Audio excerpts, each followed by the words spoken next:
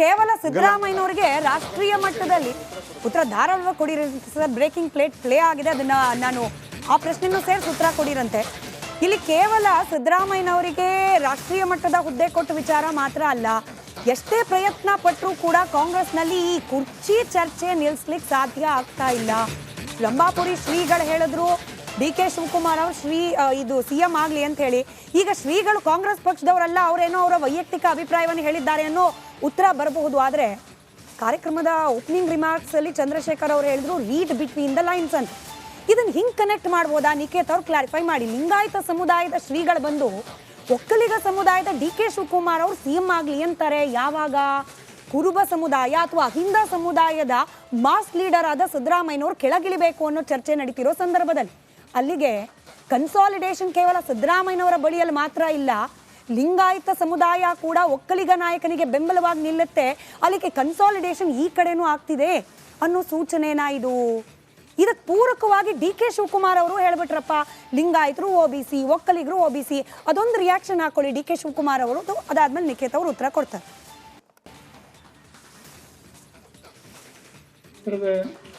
ಸಮಸ್ಯೆಗಳಷ್ಟೇ ಅಲ್ಲ, ಇಡೀ ರಾಜ್ಯದ ಜನರ ಸಮಸ್ಯೆಗಳನ್ನು ಸಮಾಧಾನವಾಗಿ ಆಲಿಸಿ ಅವುಗಳಿಗೆ ಪರಿಹಾರವನ್ನು ಮಾಡುವ ಕೆಲಸವನ್ನು ಕೂಡ ಅವರು ಮಾಡ್ತಾ ಇದ್ದಾರೆ ಅನ್ನುವಂಥ ಹರ್ಷವನ್ನು ಮತ್ತೊಮ್ಮೆ ಪುನರುಚ್ಚರಿಸಿ ಸೇರಿದಂಥ ನಿಮ್ಮೆಲ್ಲರ ಪರವಾಗಿ, ಈ ಕಾರ್ಯಕ್ರಮದ ಸಂಘಟಕರ ಪರವಾಗಿ ಅವರಿಗೆ ಗೌರವಿಸಿ ಶ್ರೀಪೀಠ ಪಕ್ಷಕ್ಕೆ ಸಂಘಟನೆ ಮಾಡಬೇಕು, ಅವ್ರಿಗೆ ಸಮಾನತೆ ಕೊಡಬೇಕು. ಒಕ್ಕಲಿಗರು ನ್ಯಾಷನಲ್ ಲೆವೆಲಲ್ಲಿ OBCಗಳೇ, ಸೊ ಲಿಂಗಾಯತಲ್ಲೂ OBCಗಳಿದ್ದಾರೆ, ಬಡವರು ಇದ್ದಾರೆ. ಸೊ ನಾವೇನು ನಿಖೇತ್ ಅವರ ನಿಮ್ಮ ಆಯ್ಕೆ, ಈ ಪ್ರಶ್ನೆಗೆ ಉತ್ತರ ಕೊಡ್ತೀರಾ ಅಥವಾ ಮಹೇಶ್ ಅವರ ಕೇಳಿದ ಪ್ರಶ್ನೆಗೆ ಉತ್ತರ ಕೊಟ್ಟ ಆಮೇಲೆ ಸ್ವಲ್ಪ ಉತ್ತರ ಕೊಡಬೇಕಿದೆ. ಏನು ಅಂತಂದ್ರೆ ಅವ್ರು ಹೇಳ್ತಾ ಇದ್ರು ರಾಜ್ಯದಲ್ಲಿ ರೈತರು ಸಾಯ್ತಾ ಇದ್ದಾರೆ ಅಂತ ಕಾಂಗ್ರೆಸ್ನವರೇ ಹೇಳ್ಬಿಟ್ಟಿದ್ದಾರೆ. 900 ಎಷ್ಟು ಸರ್ ಸತ್ತಿರೋದು? 971 ಜನ ಸತ್ತಿದ್ದಾರೆ ಅಂತ ಮಹೇಶ್ ಅವ್ರು ಹೇಳ್ತಾ ಇದ್ದಾರೆ ಕಳೆದ 2 ವರ್ಷದಿಂದ. ಆದ್ರೆ ಆಯ್ತು, ನೀವು ಹೇಳಿದ್ದು ಡೇಟ್ ಇಟ್ಕೊಳ್ಳೋಣ. ನಿಮಗೆ ಪತ್ರಿಕಾ ವರದಿ ಏನ್ ಹೇಳುತ್ತೆ? ನಾವು ಗೂಗಲ್ ಕಾಲದಲ್ಲಿ ಇದೀವಿ, ಗುಗ್ಗುಗಳ ಕಾಲದಲ್ಲಿ ಇಲ್ಲ. ಕೀರಿ ನಾನು ಮಾತಾಡ್ತಾ ಇದ್ದೀನಲ್ವಾ? ನೋಡಿ ಮೇಡಮ್, ವಿಜಯವಾಣಿದು ಒಂದ್ ಸ್ವಲ್ಪ ತೋರಿಸ್ಬಿಡಿ ಮೇಡಮ್. ನಾನು ಗೂಗಲ್ ಎಲ್ಲ ಹೇಳ್ತಾ ಸತ್ಯ ನೋಡ್ಕೊಳ್ಳಿ. ಹೌದ್ರಿ, ನಾನು ನಿರಾಕರಿಸ್ತಾ ಇಲ್ಲ, ಕೇಳಿಸ್ಕೊಳ್ರಿ. ನೀವು ಮಾತಾಡುವಾಗ ಶಾಂತ ಕೇಳಿಸ್ಕೊತಿರಲ್ಲ. Please brother. ನೋಡಿ, ಡೆಕ್ಕನ್ ಹೆರಾಲ್ಡ್ ಪತ್ರಿಕೆ ಕರ್ನಾಟಕದ ರೈತರ ಪರಿಸ್ಥಿತಿಯ ಬಗ್ಗೆ ಒಂದು ಆರ್ಟಿಕಲ್ ಪಬ್ಲಿಷ್ ಮಾಡುತ್ತೆ. ಅದು ಹೇಳುತ್ತೆ as many as 4,257 farmers ended their lives in the last 5 years. 2023 ಫೆಬ್ರವರಿ 26 ಬರೆದಿರುವಂತ ಆರ್ಟಿಕಲ್ ಇದು. ಸೊ ಸಿನ್ಸ್ ಫ್ರಮ್ 2018 ಅಂದ್ರೆ ಕುಮಾರಣ್ಣ ಮುಖ್ಯಮಂತ್ರಿ ಆದಾಗಿಂದ ಯಡಿಯೂರಪ್ಪನವರು ಯಡಿಯೂರಪ್ಪನವರು ಆನಂತರ ಬೊಮ್ಮಾಯಿ ಅವರು ಮುಖ್ಯಮಂತ್ರಿಯಾಗಿ ಕೆಳಗಡೆ ಇಳಿಯೋ ತನಕ ಕರ್ನಾಟಕದಲ್ಲಿ ಸತ್ತಿರುವಂತ ರೈತರ ಸಂಖ್ಯೆ ಎಷ್ಟು ಅಂದ್ರೆ 4,257. ಬಟ್ ನೌ ಸರ್ಕಾರ ನಿಮ್ಗೆ ಕಣ್ಮುಂದೆ ಸ್ಪಷ್ಟವಾಗಿ ಹೇಳ್ತಾ ಇದ್ದೀನಿ, ನಂಬರ್ಸ್ ಹೇಳ್ತಾ ಇದ್ದೀನಿ. The numbers of suicides dropped by 71%. 71%. ಯಾತಕ್ಕಾಗಿ ಗೊತ್ತಾ? ಸಿದ್ದರಾಮಯ್ಯನವರ ಆಡಳಿತದಲ್ಲಿ ಸಿದ್ದರಾಮಯ್ಯನವರು ಈ ಒಂದು ಕೊಟ್ಟಿರುವಂತ ಗ್ಯಾರಂಟಿಗಳ ಮೂಲಕ ಆರ್ಥಿಕ ಹೊರೆ ಕಡಿಮೆ ಆಯಿತು ಜನರ ಬದುಕಲ್ಲಿ. ಇವತ್ತು ನಿಮ್ಮ ಕಾಲದಲ್ಲಿ 4,257 ಜನ ಸತ್ತಿರೋದನ್ನ ಮುಚ್ಚಿಟ್ಕೊಂಡು 900 ಜನ ಸತ್ತಿದ್ದಾರೆ ಸಿದ್ದರಾಮಯ್ಯನ ಕಾಲದಲ್ಲಿ ಅಂತ ಹೇಳಿ ಮಾತಾಡ್ತಿರಲ್ರಿ. 4,257 ಜನ ಸತ್ತಿದ್ದಾರೆ. ಆದ್ರೆ ಈ ರೈತರ ಸಾವಿನ ಸಂದರ್ಭ ಮೊಸಳೆ ಕಣ್ಣೀರಲ್ವಾ ಇದು? ನೀವೇ ಮಾಡ್ಲಿಕ್ಕೆ ಯಾರಿಗೂ ಸಾಧ್ಯ ಇಲ್ಲ. ಈಗ ವಿಷಯಕ್ಕೆ ಬರೋಣ. ಆಯ್ತು, ನೀವು ಉತ್ತರ ಕೊಟ್ಟಾಯ್ತು ಮಹೇಶ್ ಅವ್ರಿಗೆ. ನನ್ನ ಪ್ರಶ್ನೆ, ಲಿಂಗಾಯತ ಸಮುದಾಯದ ಸ್ವಾಮೀಜಿಗಳು ಒಕ್ಕಲಿಗ ಸಮುದಾಯದ DK ಶಿವಕುಮಾರ್ ಅವರ ಪರವಾಗಿ ಬ್ಯಾಟ್ ಬೀಸ್ತಾರೆ. ಕನ್ಸಾಲಿಡೇಷನ್ ನ ಸಂದೇಶವನ್ನ ಹೈಕಮಾಂಡ್ ರವಾನೆ ಮಾಡೋ ಪ್ರಯತ್ನ ಅಂತ ಹೇಳಿ ನಾವು ಇದನ್ನ ಕನ್ಸಿಡರ್ ಮಾಡಬಹುದಾ ಇಲ್ವಾ? ನನ್ನ ಪ್ರಶ್ನೆ. ನಾನು DK ಶಿವಕುಮಾರ್ ಅವರು ರಂಭಾಪುರಿ ಸ್ವಾಮೀಜಿಯವರ ಶಿಷ್ಯ.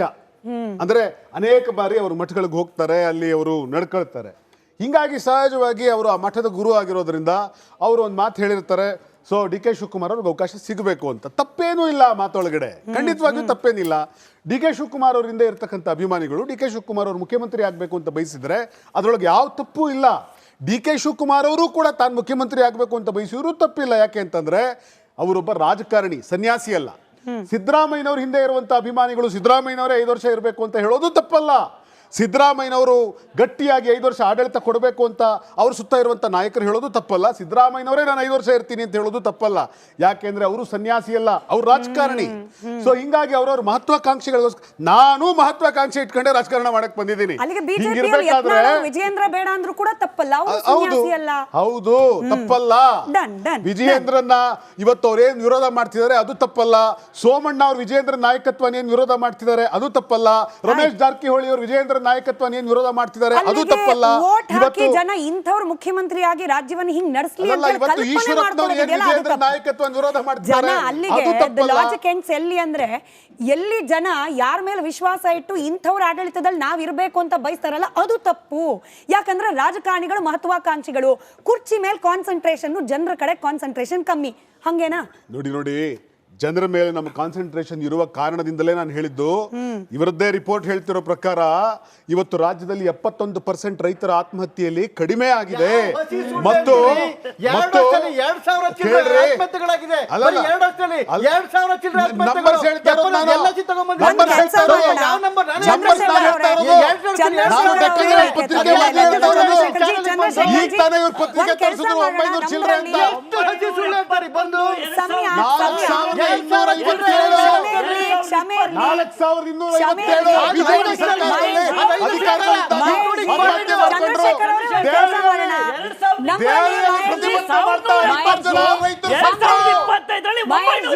ಜೀವನ್ ಕೆಲಸ ಮಾಡೋಣ. ಇವತ್ತಿನ ಚರ್ಚೆ ಕುರ್ಚಿ ಬಗ್ಗೆ ಆಗಿರೋದ್ರಿಂದ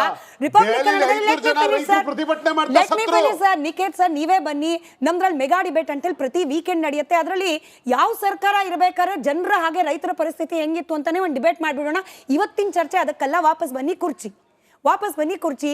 ರಂಭಾಪುರಿ ಶ್ರೀಗಳು ಹೇಳ್ತಾರೆ, ಇಕ್ಬಾಲ್ ಅವರು ಹೇಳ್ತಾರೆ, ಬಟ್ ಸ್ಟಿಲ್ ಸಿದ್ದರಾಮಯ್ಯನವರೇ ಅಂತಲ್ಲ, DK ಶಿವಕುಮಾರ್ ಅವರೇ ಹೇಳ್ತಿದ್ದಾರೆ. ಅನುಮಾನ ಯಾಕೆ? ಅಲ್ಲ ಅದಕ್ಕೇನೆ ಒಂದ್ ಸ್ವಲ್ಪ ಜ್ಞಾನ ಇಟ್ಕೊಂಡು ನಾವು ಚರ್ಚೆ ಮಾಡ್ಬೇಕಾಗತ್ತೆ. ಯಾಕೆ ಗೊತ್ತಾ, ಹಿಂದಿನ ಕೇಳಿ sir, D K Shivakumar Delhi ಕೂತ್ಕೊಂಡು ನ್ಯಾಷನಲ್ ಚಾನೆಲ್ ಏನಂತ ಹೇಳಿದ್ರು, ಇದು ಆಗ್ಲೇ ಒಳಗಡೆ ಒಪ್ಪಂದ ಆಗಿದೆ, ಮಾತುಕತೆ ಆಗಿದೆ, ಅದ್ರ ಪ್ರಕಾರ ನಡೆಯುತ್ತೆ ಅಂತ ಹೇಳಿ. ಯಾವ ವಿಚಾರದಲ್ಲಿ ಹೇಳಿದ್ರು ಅವರು? 5 ವರ್ಷ ನಡೆಯುತ್ತೆ ಅಂತ ಹೇಳಿದ್ರು ಅವರು. ಹೆಚ್ಚು ಸುಳ್ಳು ಹೇಳೋದಕ್ಕೂ ಇದ್ಬೇಡ. ಅದಾದ್ಮೇಲೆ ಬಸವರಾಜ ಶಿವಗಂಗೆ ಹೇಳಿ 2 ವರ್ಷ ಆಯ್ತು ರೀ.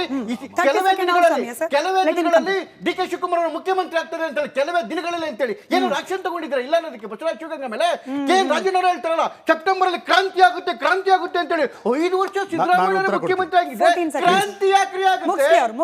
ಕ್ರಾಂತಿ ಯಾಕಾಗುತ್ತೆ ಹಾಗಾದ್ರೆ? ಮತ್ತೆ ಮಾಧ್ಯಮರು ಇವ್ರು ಹೇಳ್ತಾ ಇದ್ರಲ್ಲ, ಇಕ್ಬಾಲ್ ಹುಸೇನ್ ಹೇಳ್ತಿದ್ರಲ್ಲ, 100 ಜನ MLAಗಳು DK ಶಿವಕುಮಾರ್ ಸಪೋರ್ಟ್ ಇದ್ರ ಅರ್ಥ ಏನು? 138ರಲ್ಲಿ 100 ಜನ MLAಗಳು ಸಿದ್ದರಾಮಯ್ಯನಿಗೆ ಸಪೋರ್ಟ್ ಇಲ್ಲ ಅಂತ ಹೇಳಿ. ಹಾಗಾದ್ರೆ ಸಿದ್ದರಾಮಯ್ಯನವರು ಏನು ಹಂಗಾಮಿ ಚೀಫ್ ಮಿನಿಸ್ಟರಾ? ಇವತ್ತು ಏನಕ್ಕೆ ಹೈಕಮಾಂಡ್ ಸಿದ್ದರಾಮಯ್ಯ ಕೇಳ್ದಂಗೆ ಒಬಿಸಿಟಿ ಅಲ್ಲ ರೀ, ಒಂದು ಚಿಕ್ಕ ಮಕ್ಕಳನ್ನು ಕೇಳ್ತಾರಲ್ಲ ನಿಮ್ಮನ್ನು ಹಾಕೋಬೇಕು ಬೇಡ ಅಂತೇಳಿ. ಒಂದು ರಾಜ್ಯದ ಮುಖ್ಯಮಂತ್ರಿಗೆ 15-16 ಸರಿ ಬಡ್ಜೆಟ್ ಮಾಡಿಸೋರಿಗೆ ಒಂದು ಸಮಿತಿ ಇಲಾಖೆಗೆ ನನಗೇನು ಗೊತ್ತಿಲ್ಲ ಅಂತ ಅಸಹಾಯಕರಾಗಿ ನಿಂತಿದ್ದಾಗ ಇದೇನೇ ನಡೀತಾ ಇದೆ ಇದ್ರೊಳಗಡೆಗೆ? ಒಂದ್ ಕಡೆಗೆ ಇವ್ರ MLAಗಳು ಹೇಳ್ತಾರೆ MLAಗಳು ಸಪೋರ್ಟ್ ಇಲ್ಲ ಅಂತೇಳಿ, ಇವ್ರು ಮಿನಿಸ್ಟ್ರಿಗಳು ಹೇಳ್ತಾರೆ ಮಿನಿಸ್ಟ್ರಿಗಳು ಸಪೋರ್ಟ್ ಇಲ್ಲ ಅಂತೇಳಿ. ಆಮೇಲೆ ಇವ್ರು ಹೇಳ್ತಿದ್ರು ಆಗಲೇ ನಾವು 5 ಏನು ಗ್ಯಾರಂಟಿ ಕೊಟ್ಬಿಟ್ಟಿದ್ದೀವಿ, 5 ವರ್ಷ ಹೊರಟೋಗ್ತೀವಿ ಅಂತೇಳಿ. ಮೇಡಮ್, ಕರ್ನಾಟಕದ ಬಜೆಟ್ 4,20,000 ಕೋಟಿ, ಗ್ಯಾರಂಟಿಗೆ 4,58,000 ಕೋಟಿ. ನಡ್ಕೊಳ್ಳಿ, ಬಡ್ಕೋಬೇಡ್ರಿ. ಭಾಷೆ ಬಗ್ಗೆ ಗಮನ ಇಡಿ, 4,09,400 ಚಿಲ್ಲರೆ ಕೋಟಿ. ಒಂದ್ ನಿಮಿಷ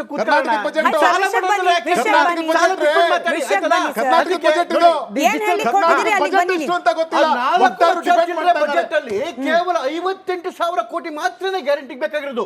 ಗ್ಯಾರಂಟಿ ಅಷ್ಟು ತೆಗೆದಿಟ್ಬಿಟ್ರು ಆಲ್ಮೋಸ್ಟ್ 3,25 ಲಕ್ಷ ಕೋಟಿ ಉಳಿತಲ್ರಿ. ಅದ್ರಲ್ಲಿ ನೀವು ಫಿಕ್ಸ್ಡ್ ಎಕ್ಸ್ಪೆಂಡಿಚರ್ಸ್ ಕ್ಯಾಪೆಕ್ಸ್ ಎಲ್ಲ ತೆಗೆದ್ರೆ 1.5 ಲಕ್ಷ ಕೋಟಿ ಡೆವಲಪ್ಮೆಂಟ್ಗೆ ಬೇಕು. ಸಲಹೆಗಾರರು ನಮ್ಗೆ ಡೆವಲಪ್ಮೆಂಟ್ ಮಾಡಬೇಕು ಅಂತ ಹೇಳಿದ್ರೆ ನೀವು ಗ್ಯಾರಂಟಿ ನಿಲ್ಲಿಸಬೇಕು ಅಂತೇಳಿ. ಹಾಗಾದ್ರೆ ಈ 3.5 ಲಕ್ಷ ಕೋಟಿ ಯಾವ ಲೂಟಿ ಮಾಡಿದ್ದೀರಾ ಸ್ವಾಮಿ?